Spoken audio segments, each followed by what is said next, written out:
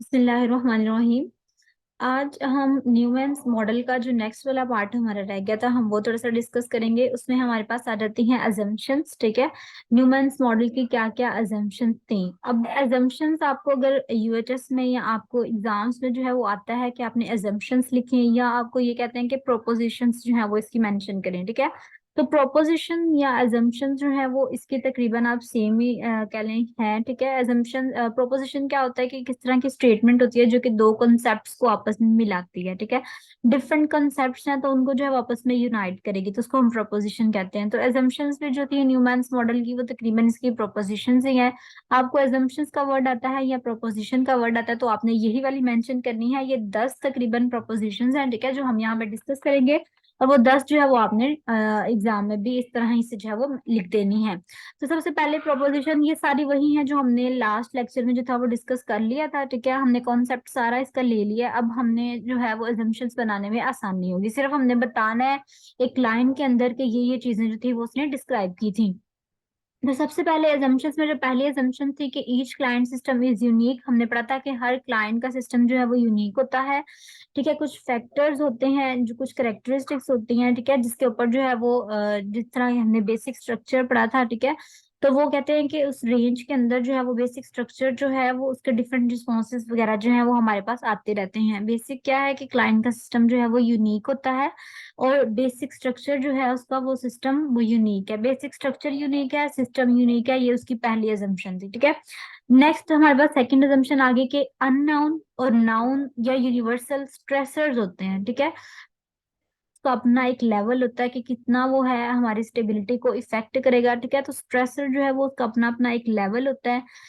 Different stressors होते हैं और सबका अपना अपना एक लेवल होता है वो किस तरह से ह्यूमन की स्टेबिलिटी को इफेक्ट करेगा। पहले हमने पढ़ लिया कि हर क्लाइंट का सिस्टम यूनिक होता है। ठीक है, दूसरा हमने पढ़ा कि डिफरेंट स्ट्रेसर्स होते हैं जो कि क्या करते हैं स्टेबिलिटी को इफेक्ट करते हैं। ठीक है, थर्ड वन जो है और नेक्स्ट उन्होंने कहा कि रिलेशनशिप जो होता है डिफरेंट वेरिएबल्स का वो क्या करते हैं कि जिस तरह स्ट्रेसर्स हैं। ठीक है, अब स्ट्रेसर्स के जो रिस्पॉन्स आता है ना, स्ट्रेसर्स के अगेंस्ट हमने कोई रिस्पॉन्स जो है वो शो करना है। ठीक है, तो हमारी बॉडी के अंदर डिफरेंट वेरिएबल्स हैं जो आपस में इंटरलिंक्ड करते हैं, आपस में जो है वो रिलेशनशिप शो करते हैं, जिसकी वजह से इंसान इस काबिल होता है कि वो उन स्ट्रेसर्स के अगेंस्ट जो है वो रिएक्शन शो कर सके। ठीक है, तो डिफरेंट जो है वो वेरिएबल्स हैं, इन वेरिएबल्स के आपस में कनेक्शन से डिफरेंट वेरिएबल्स के जो है वो आपस में इंटरलिंक्ड करने की वजह से इंसान इस काबिल होता है कि वो इस तरह का रिस्पॉन्स दे जो कि स्ट्रेसर्स के लिए जो है वो ठीक हो। ठीक है, जो स्ट्रेसर्स के अगेंस्ट जो है वो बहुत जो है वो ठीक हो, फ्लेक्सिबल लाइन ऑफ डिफेंस को मेंटेन करने के लिए, उसको प्रोटेक्ट करने के लिए जो है वो बेस्ट हो।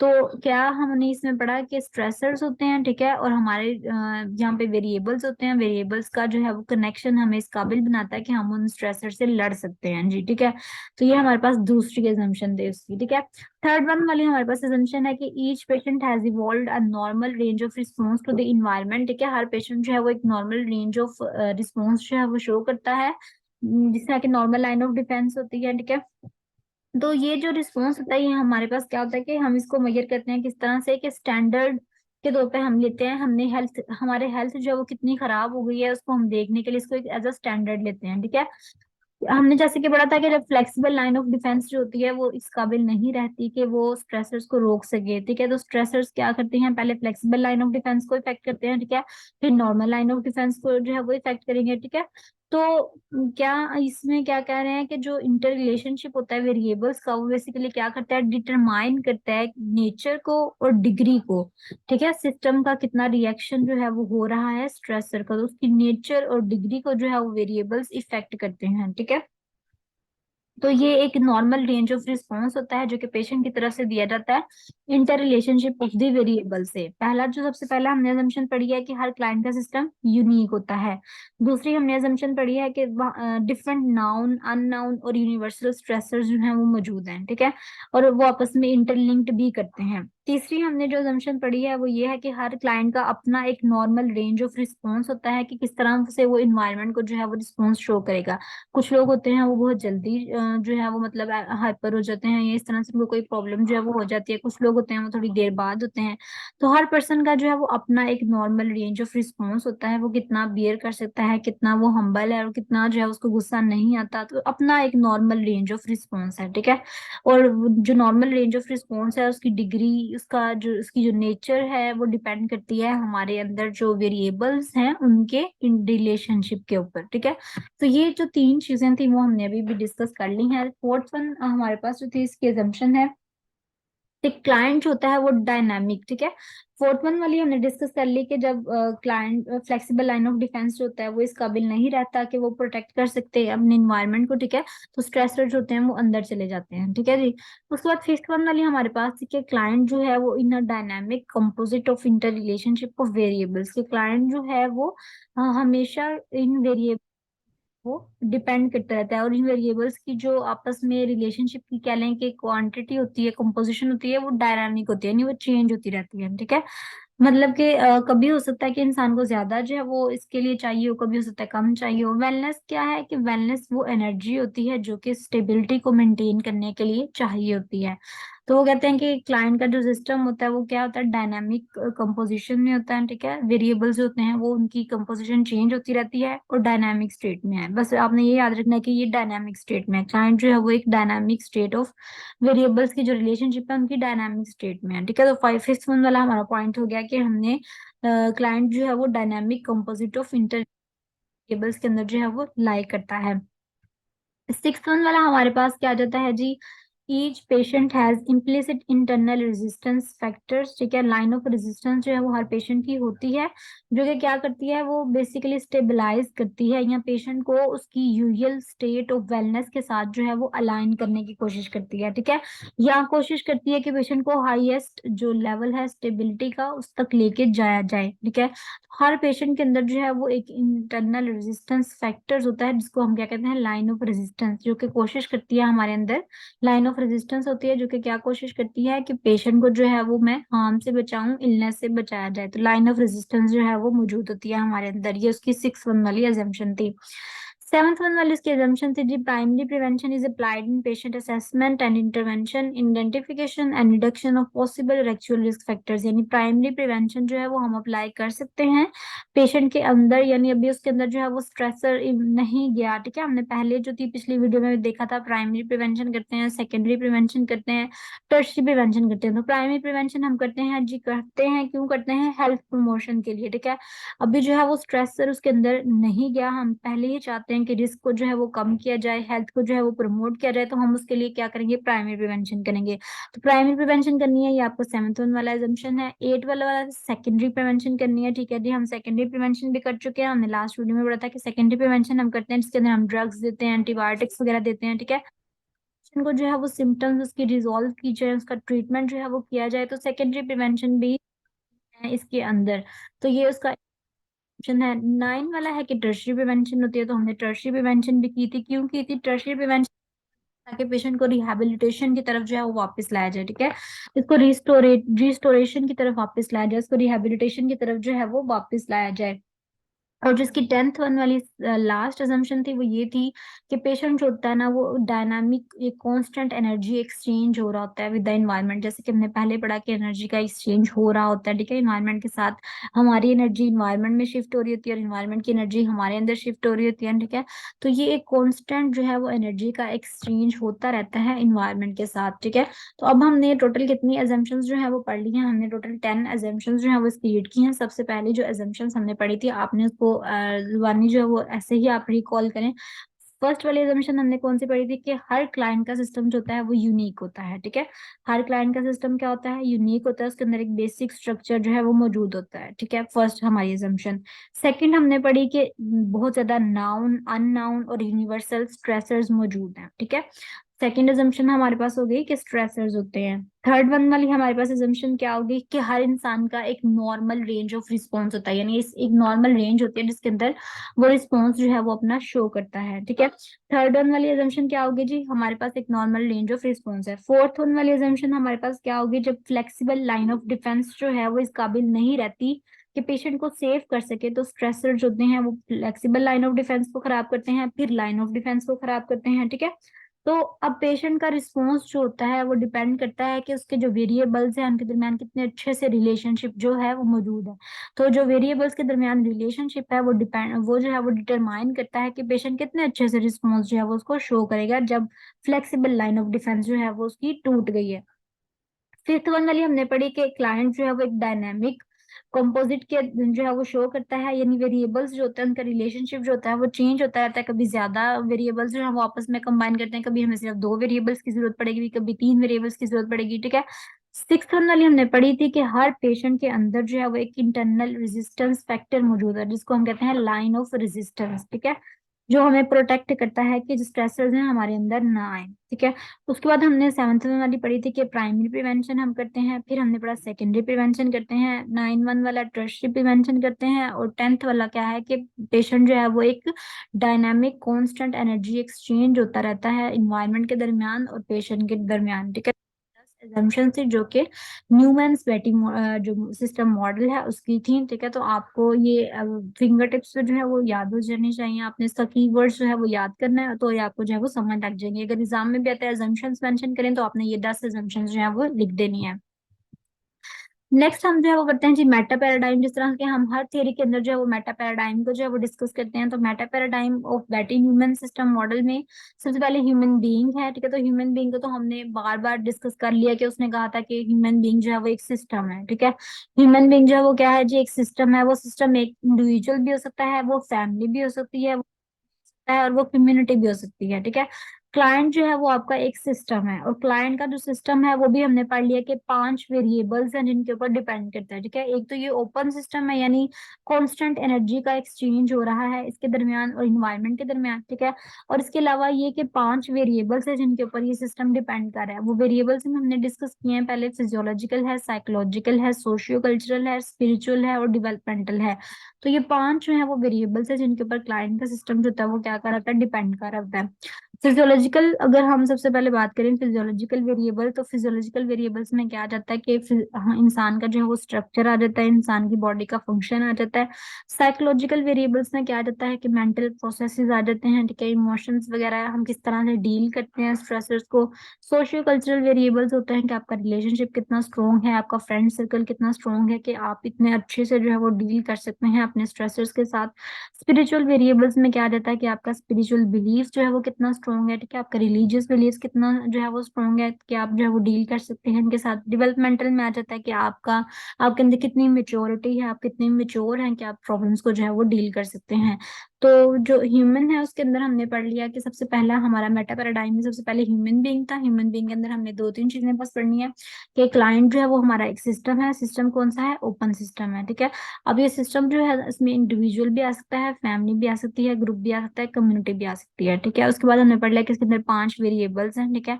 जो स्ट्रेसर्स आते हैं हमारे ऊपर उनके अंदर हम क्या रिस्पॉन्स शो करते हैं ये डिपेंड करता है हमारे पांच वेरिएबल्स के। पांच वेरिएबल कौन कौन से थे हमने वो भी डिस्कस कर लिए, फिजियोलॉजिकल है, साइकोलॉजिकल है, सोशियो कल्चरल है, स्पिरिचुअल है और डेवलपमेंटल है, ठीक है।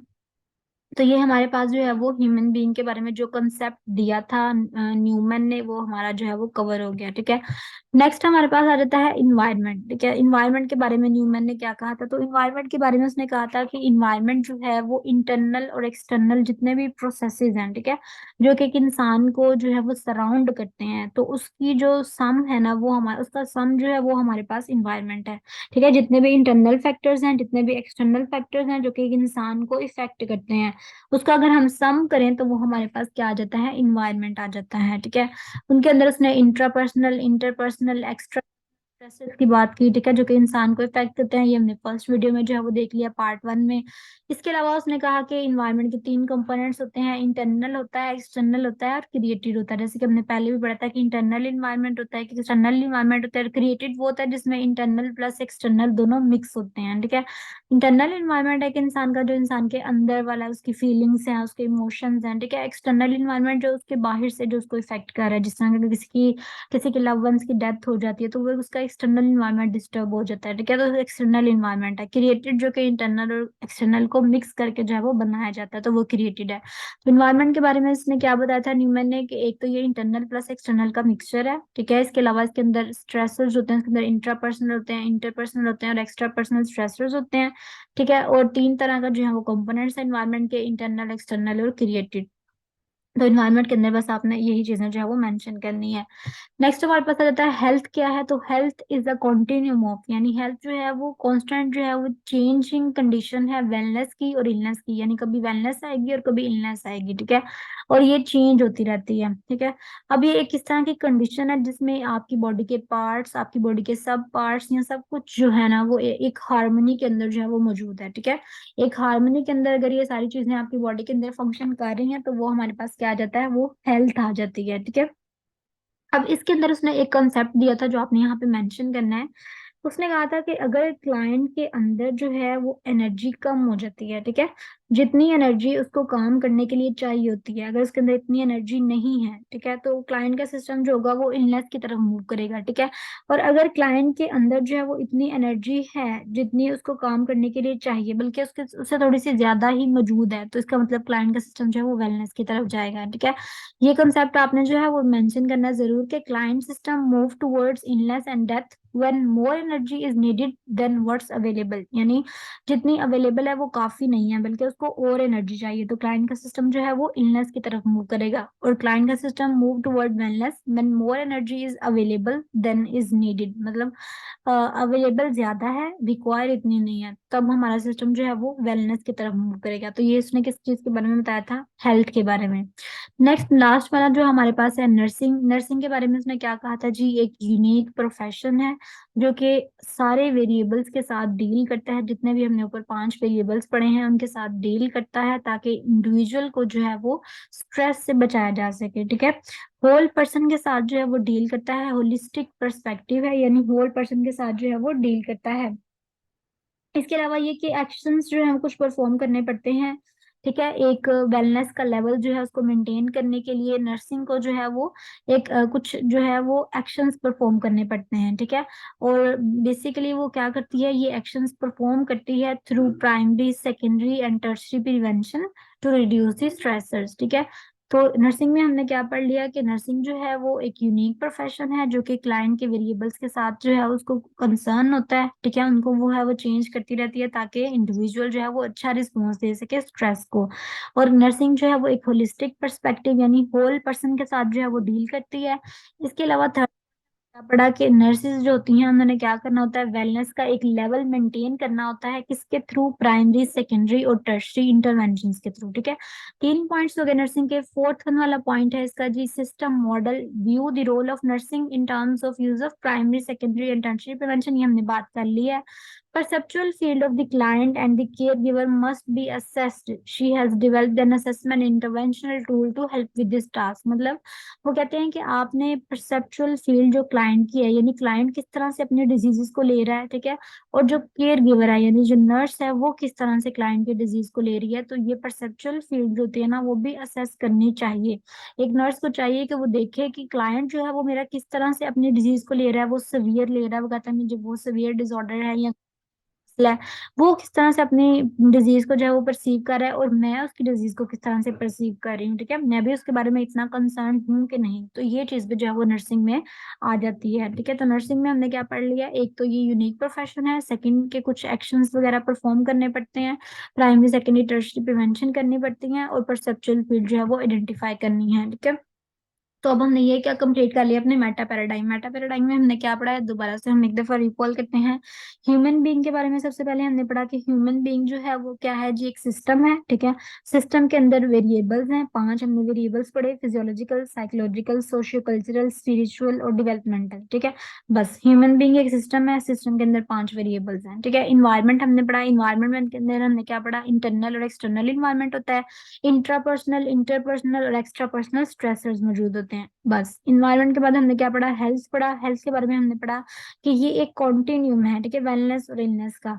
और हेल्थ हमारी बॉडी में कब होती है, जब हमने कहा कि जो एनर्जी जो है वो अगर ज्यादा होगी हमारे पास तो इसका मतलब हम हेल्दी हैं। लेकिन अगर हमारी बॉडी को ज्यादा एनर्जी चाहिए, उतनी एनर्जी हमारे पास नहीं है, तो मतलब हम जो है वो इलनेस की तरफ जा रहे हैं। नेक्स्ट हमने नर्सिंग के बारे में पढ़ा। नर्सिंग के बारे में हमने क्या पढ़ा, नर्सिंग के बारे में हमने पढ़ा कि नर्सिंग जो है वो एक यूनिक प्रोफेशन है जो कि वेरिएबल्स के साथ कंसर्न करता है, प्राइमरी, सेकेंडरी और टर्शियरी प्रिवेंशन करता है, और परसेप्चुअल फील्ड को भी जो है वो उसकी असेसमेंट करती है नर्सिंग। तो ये जो थे हमारे मेटा पैराडाइम थे, मेटा पैराडाइम हमने कवर कर लिए। अब हमारे पास आता है कैरेक्टरिस्टिक्स ऑफ थ्योरी। जिस तरह के हर थ्योरी की कैरेक्टरिस्टिक्स होती हैं, आपने फर्स्ट चैप्टर में भी जो है वो कुछ कैरेक्टरिस्टिक्स पढ़ी थी, वो तकरीबन हर थ्योरी में अप्लाई होती हैं, ठीक है। तो यही जो है वो करेक्टरिस्टिक्स है, इनमें से कुछ ज्यादा हो जाएंगी, कुछ कम हो जाएंगे, लेकिन तकरीबन यही करेक्टरिस्टिक्स हैं। अगर आप इनको अच्छे से याद कर लेंगे तो ये हर थ्योरी के अंदर तकरीबन अप्लाई होती हैं, ठीक है। इंटर रिलेटेड कॉन्सेप्ट, जितने भी न्यूमन ने कॉन्सेप्ट्स दिए हैं वो आपस में इंटर रिलेट करते हैं, ठीक है। लॉजिकल है, उनकी रीजन है, ठीक है, प्रॉपर उसने जो है वो लॉजिक साथ दी हुई है कि इस तरह से अगर मैं कह रही हूँ तो ये क्यों है, ठीक है। लॉजिकल कंसिस्टेंट है, लॉजिकल कॉन्सिक्वेंसेज है इनके, फेयरली सिंपल है, ठीक है, इजीली आइडेंटिफाइबल डेफिनेशंस है, यानी छोटी छोटी डेफिनेशंस है और सिंपल डेफिनेशंस है, ठीक है।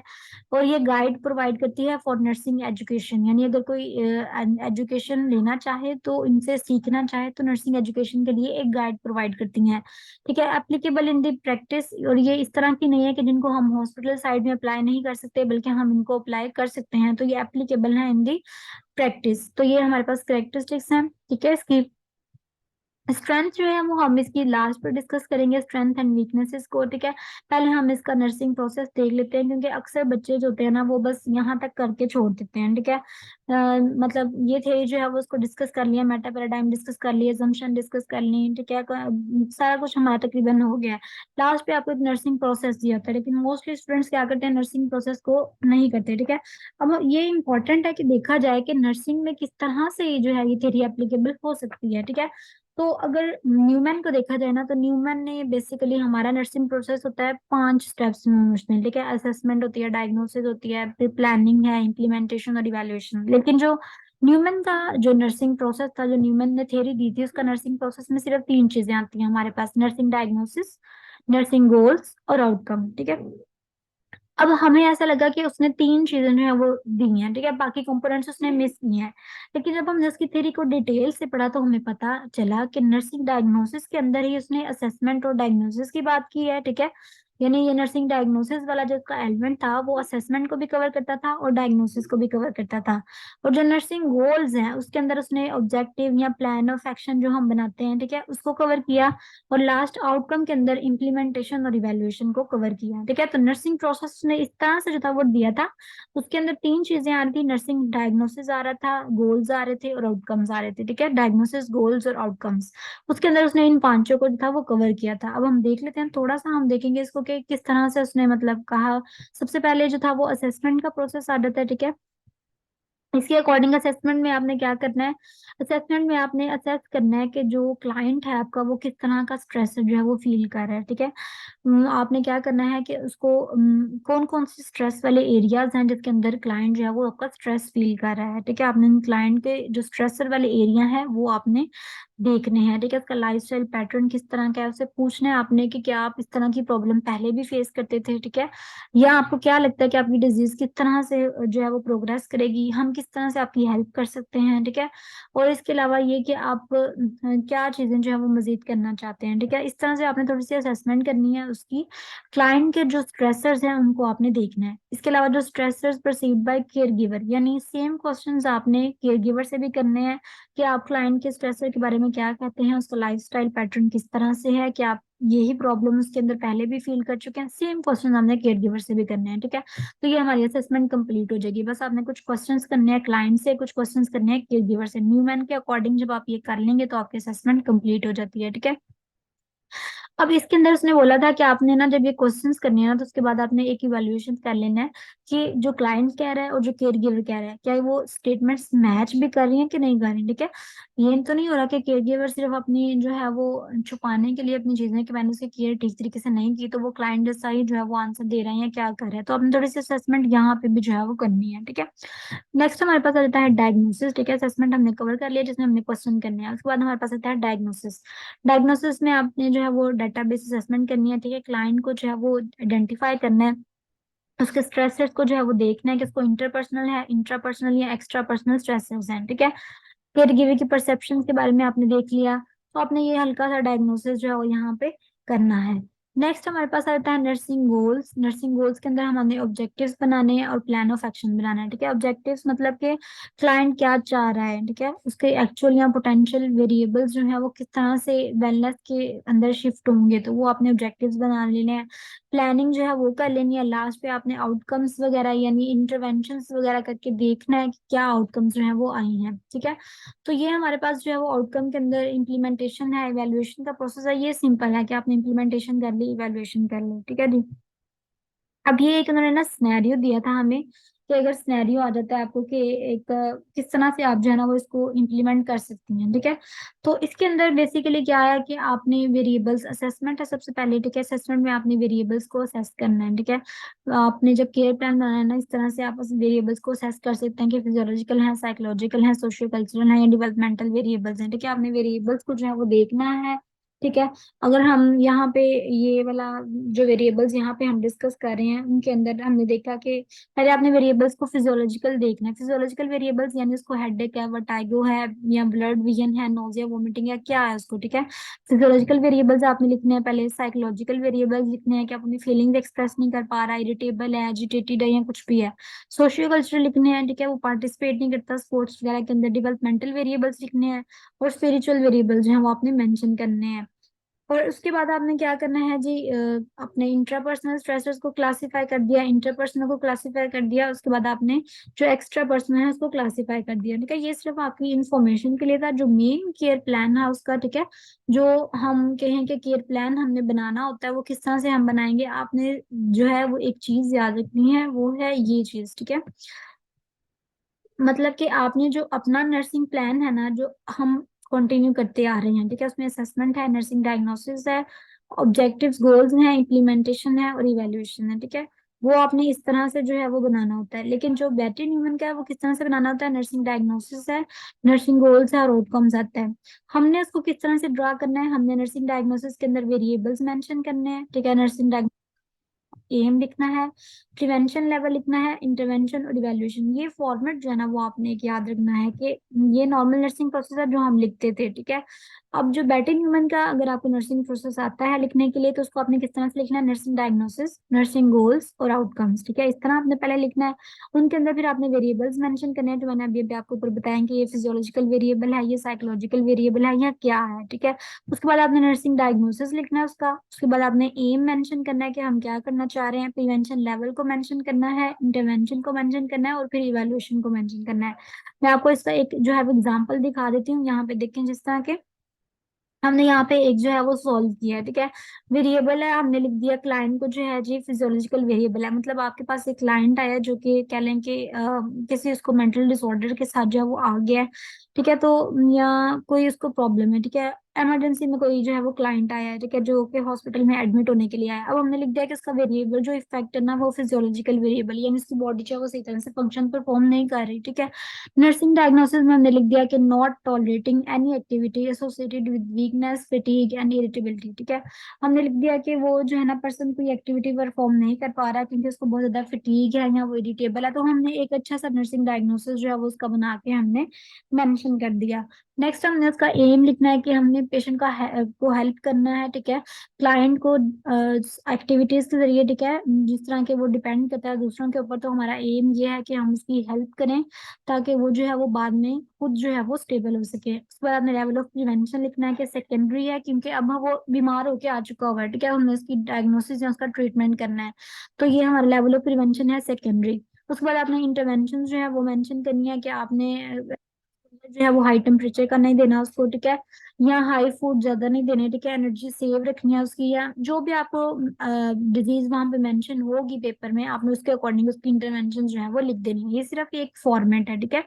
फॉर्मेट मैंने आपको बता दिया। वेरिएबल आपने मेंशन करना है, नर्सिंग डायग्नोसिस लिखना है, एम लिखना है, लेवल ऑफ प्रिवेंशन, इंटरवेंशन लिखना है। तो फिर आपने बैटिंग ह्यूमन के अकॉर्डिंग जो है वो नर्सिंग प्रोसेस को जो है वो अटेम्प्ट किया है, ठीक है। तो इस तरह से जो है वो फिर आपने करना है। देन जो है वो आपका क्वेश्चन जो है वो राइट होगा कि आपने बिल्कुल उसके अकॉर्डिंग ही जो है वो नर्सिंग प्रोसेस को सॉल्व किया है, ठीक है। अब जो है वो हमने इसका नर्सिंग प्रोसेस देख लिया है कि हमने किस तरह से, आपने बस ये टेबल जो है ना उसको अच्छे से देख लेना, ठीक है। ये टेबल आप अच्छे से ड्रॉ कर लें अपने पास, इसके अकॉर्डिंग आपने हर नर्सिंग प्रोसेस, हर नर्सिंग प्लान जो है वो लिखना है। अब हम इसके ना कुछ देख लेते हैं, जिस तरह हर थ्योरी की स्ट्रेंथ्स होती हैं, वीकनेसेस होती हैं, ठीक है। इस तरीके की भी कुछ स्ट्रेंथ थी। स्ट्रेंथ क्या थी, आप वो देखें कि इसके अंदर फ्लेक्सिबिलिटी बहुत ज्यादा है, ठीक है, हर एरिया के अंदर ये यूज हो सकती है, चाहे वो नर्सिंग एडमिनिस्ट्रेशन का हो, एजुकेशन का हो, या प्रैक्टिस का हो, ठीक है। उसके बाद जी client applicable to an individual, a family, group, a community, ठीक है। हमने पहले पढ़ा कि क्लाइंट का सिस्टम के बारे में इसने बात की है, जो कि इंडिविजुअल के ऊपर, फैमिली के ऊपर, ग्रुप के ऊपर, कम्युनिटी के ऊपर इजीली एप्लीकेबल है। नेक्स्ट थर्ड वन वाला है जी, न्यूमन सिस्टम मॉडल जो है वो लॉजिकली कंसिस्टेंट है, ठीक है। उसकी डायग्राम एक बहुत अच्छी है, जो हमने पहले पार्ट में भी देखी थी, ठीक है। तो ये डायग्राम जो है वो इसकी लॉजिकली कंसिस्टेंट है, बहुत अच्छी है, इससे हमें लॉजिक्स जो है वो समझ में आ जाती हैं। इसने प्राइमरी प्रिवेंशन के ऊपर जो है वो फोकस किया है कि आपको कोशिश करनी चाहिए कि रिस्क फैक्टर्स जो हैं उनको ही कम से कम करें, ताकि हेल्थ प्रमोट हो, क्लाइंट को डिजीज होने का चांस ही ना हो, ठीक है। उसके बाद लास्ट वाली इसकी स्ट्रेंथ क्या है जी, इसने रिसर्च जो है वो इसके ऊपर की जा रही है, और इसकी वजह से बहुत ज्यादा रिसर्च जो है वो हुई है, ठीक है। तो रिसर्च जो है वो इसके अंदर परफॉर्म की जा रही है, इस थ्योरी को यूज करते हुए बहुत ज्यादा रिसर्च जो है वो हमारे पास हुई है, ठीक है। तो ये क्या है, इस थ्योरी की कुछ स्ट्रेंथ्स हैं जो कि हमने यहाँ पे जो है वो डिस्कस की है, ठीक है। स्ट्रेंथ में सबसे पहले क्या है, फ्लेक्सिबिलिटी है, हर एरिया में यूज हो सकती है, ठीक है। दूसरी क्या है कि क्लाइंट के अंदर जो सिस्टम हमने बनाया है उसके अंदर हमारे पास इंडिविजुअल भी आ सकता है, फैमिली आ सकती है, कम्युनिटी आ सकती है। तीसरा क्या है, लॉजिकली कंसिस्टेंट है, उसकी डायग्राम बहुत अच्छी है। चौथा क्या है कि प्राइमरी प्रिवेंशन के ऊपर जो है वो इसने फोकस किया है। पांचवा क्या है कि बहुत ज्यादा रिसर्च इसके साथ जो है वो हो रही है। तो ये इस तरीके की कुछ स्ट्रेंथ्स हैं, ठीक है। वीकनेसेस देख लेते हैं। वीकनेसेस ये हैं जी, कुछ टर्म्स हैं जिनको ज्यादा क्लैरिफिकेशन की जरूरत है, जिस तरह हमने एंट्रोपी पढ़ी थी, नेक एंट्रोपी पढ़ी थी।